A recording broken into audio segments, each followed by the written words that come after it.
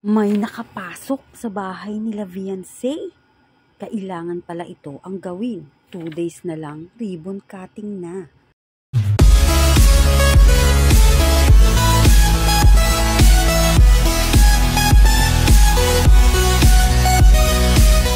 Sino nga ba ang nakapasok sa bahay nila Viancy? Tara, alamin natin. Kamusta po mga kalingap? Muling nagbabalik ang inyong lingkod, mini vlog, naghahatid ng update tungkol sa mga kalingap. Kung bago ka pa lang sa aking channel, mag-subscribe na at huwag kalimutang mag-like para lagi kayong updated sa aking mga videos. At patuloy po natin na suportahan ang founder po ng Kalingap na si Kuya Val Santos at Kalingap Rob dahil alam naman natin na madaming natutulungan sila na mga kababayan natin. Araw-araw po natin na suportahan at panoorin ang kanilang mga videos. May nakapasok sa bahay nila Viancy, kailangan daw gawin ito. 2 days na lang, ribbon cutting na. Bago yan mga kalingap, alam natin na nakapaghakot na sila Viancy ng kanilang mga kagamitan. Nakalipat na nga po sila Viancy at pamilya nito sa bagong bahay nila. Inaayos na po nila ang mga kagamitan nila doon dahil nga po nalalapit na ang ribbon cutting sa pabahay nga po rito kay Viancy.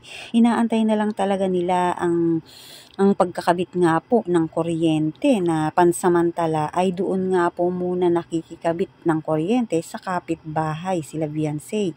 Sa tubig naman po ay wala naman pong problema. Ayon nga po sa ating napag-alaman, may final date na nga daw po.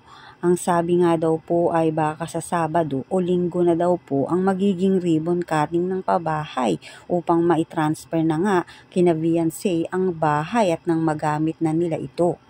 Samantala, alam natin na maraming nag-aabang sa ribbon cutting nila Viancy at inaasahan din na dadalo ang mga bigating sponsor at ang team Kalingap dahil alam naman natin na ang pabahay kay Viancy ay hindi nga po basta-basta. Ito ay history sa Kalingap na ipinatayo nga po ni Kalingap Rob sa tulong din nga po ng mga sponsor.